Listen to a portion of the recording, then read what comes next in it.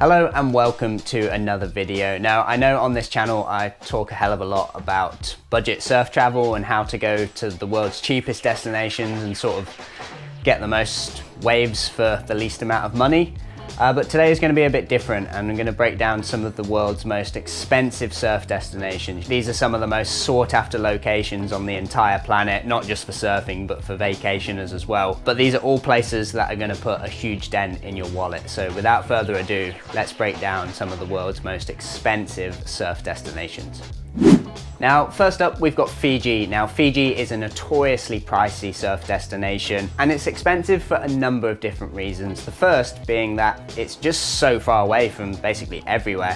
Unless you live in Australia or New Zealand, getting to Fiji is an absolute mission. You know, if you've got to fly from America, from the UK, huge slog getting over there. I mean, it's a dreamy destination. You know, it's beautiful, pristine waters, amazing beaches, islands, and obviously the waves speak for themselves. Cloud break, restaurants, you know, dozens of other waves. So not only is your ticket going to be pretty expensive, you're either going to be splashing out on a resort like Tavarua or Namotu, or staying on the mainland, but there's not really a real cheap way to do it. You know, there's not just like cheap hostels on these islands where you can stay for like 10 or 20 bucks a night. You're going to be paying like sort of hundreds of dollars per night, you know. There are cheaper ways to do it. I stayed on Malolo Island at a place called Funky Fish Resort, and I think for like 5 or 6 days I spent around $500. So it wasn't too bad like for Fiji, but it was pretty expensive compared to most places. The thing with Fiji as well is that for the most part you're not really paddling out to the waves, so you've got like the boat trips to factor in. So if you're staying on Malolo Island like I was, you've got to take the boat out every time you want to go for a surf. And I think that cost around $35 to $40. It might even be a bit more expensive now, so please let me know if you've been there recently. If you want to surf twice a day, that's a huge cost. So once you've, you know, got to Fiji and then paid for your resort or whatever accommodation you're staying at, and you've got the boats, yeah, a really, really pricey one, and definitely not wallet friendly. That said, the waves are amazing and it's a stunning place, most pristinely beautiful place ever. Next up, we've got the Mentawai, and despite being in Indonesia, which is a really affordable place to visit, especially certain parts of it, the Mentawai are really, really expensive just because it takes so long to get there, particularly if you're coming from, you know, America, Australia, or the UK. You're talking like 3 or 4 flights just to get there, which obviously doesn't come cheap, and it especially doesn't come cheap when you're adding on like surfboard fees to those flights. And even though those domestic Indonesian flights seem like they're cheap, once you've paid for surfboards and stuff, it adds up really quickly. And then on these places as well, because they are so remote and everything has to be imported, and accommodation isn't really that cheap.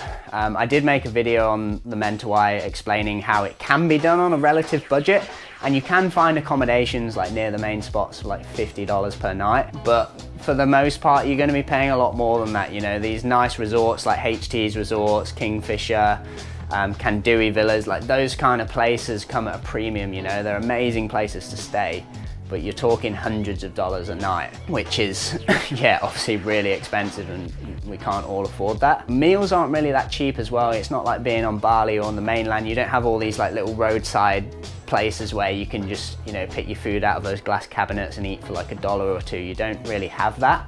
For the most part, you're just eating at resorts, and you're spending sort of like $10, $20 per meal rather than sort of that $1 to $5 like in other places in Indo. In the Mench, you want to be getting boats to different breaks. You know, by the time you've done that, you're spending thousands of dollars like just to go surfing. Definitely a lot cheaper places in Indo where you can get just as good waves, so thankfully. Next up, we've got the Maldives, and Maldives are really expensive. It's a really beautiful part of the world, stunning like turquoise waters and really, really fun waves. But yeah, because it's in the middle of nowhere, it's so expensive, like just to get there. I managed to do it on a relative budget. Like I found fairly cheap flights from Bali, but if you're coming from the UK, Australia, America, the Maldives are really far away from basically everywhere. And as well, like sort of the Mentawais and like Fiji, you're either going to be staying on a resort, which isn't cheap. Again, you're for those like premium private waves like Lohi's and Pasta Point, you're paying like $400+ per night at least. And granted, that does give you like private access to these waves. And there's a lot of other ways you can surf off your own accord as well. Like I didn't do the resorts when I was there. I sort of went and stayed on Toulouse-a-Doo, like where Cokes is. It wasn't as pricey as I thought it was going to be, but it was still definitely expensive, you know, compared to most places. I think I found room for like $50 per night, and then eating, like meals were sort of $10 to $20 per meal. So yeah, it wasn't crazy, but it's definitely expensive, and definitely expensive enough to make this list of expensive surf destinations. As well with the Maldives, like all of these places, taking the boats out to the different breaks as well, you know, it's sort of $10 to $20 per trip. So if you're doing that once or twice a day, it just adds up. Next up, we've got Tahiti, and I've never actually been to Tahiti, but I've heard what it's like from a lot of very well-traveled people, and all of them have said it's basically the most expensive place they've ever been in the world. And again, just because it's so remote and so far from everywhere, like getting there is going to be really expensive. Goods and things have to be imported, accommodation's pretty expensive, so high cost of living, middle of nowhere, all these kind of places that we've talked about so far sort of fit that category. So yeah, I've never been to Tahiti, so please let me know what the cost was like if you have been there. Definitely not a wallet-friendly surf destination. Next on our list, we have Hawaii, so the birthplace of surfing. Like all of these like amazing tropical islands, Hawaii is really, really expensive. Cost of living's really high, particularly on the North Shore. It's actually really hard to find like good accommodation as a traveling surfer. There's not really like budget hostels and like affordable Airbnbs really. You're paying like hundreds if not thousands of dollars per week to stay on that North Shore stretch there. And yeah, I'm sure it's so gnarly for the local people there as well. Yeah, I can't even imagine how much money you need to be able to live on that stretch of coast. But yeah, Hawaii is a beautiful destination. It's one of the most expensive places I've ever been personally, and when I went there I basically had no money, which sounds really stupid, but I was like 19, we got there and I basically just about afforded the flight. Got there and I was like, shit, this place is pricey. I thought I was going to be able to just scrape by. I just got there, rang mum. I was like, mum, I might need to borrow like a little bit of cash until I get home. I was like, I'll pay you back, but whilst I'm in Hawaii, I might need some help. But yeah, kind of even those like food trucks on the North Shore, you're paying like $10, $20. I can't even remember how much I paid for the Airbnb for a month, but I came back like a couple grand in debt, that's for sure. Next up, we've got France, and like most places in Europe, the cost of living is really, really high, particularly in that pocket of like southwest France where Hossegor is. It's a really nice, beautiful part of the world where you can enjoy like a real high standard of living and get really fun waves. But obviously those two things come at a high price. So rent there, really expensive. Again, they don't have like loads of hostels and like cheap accommodation. It's one of those places where you're either camping or sleeping on the beach and you're going like really feral, or you know, you've got a nice little Airbnb or place to yourself, which costs a lot of money. Also, cost of living's pretty high, so like eating out, you know, you're spending $20 per meal, that sort of thing. The good thing about France is that if you are camping and doing it on a budget, there's loads of like sick little bakeries. You can eat quite well for quite cheap. So it can be done cheaply, but generally like fuel, food, accommodation is pricey in France. And that goes for a lot of other places in Europe as well. So over to California now, and I know a lot of you watching this are from California, so you'll be able to tell me firsthand what the cost of living is like. When I went to California, I couldn't believe how expensive everything was. And as well, in North America, they don't have that sort of hostel infrastructure as much as other places around the world.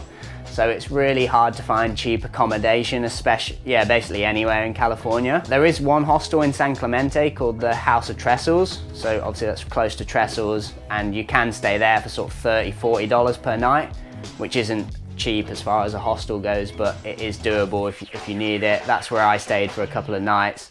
I also like just parked in random streets and just slept in the car a few nights, but it's always really uncomfortable and really cold.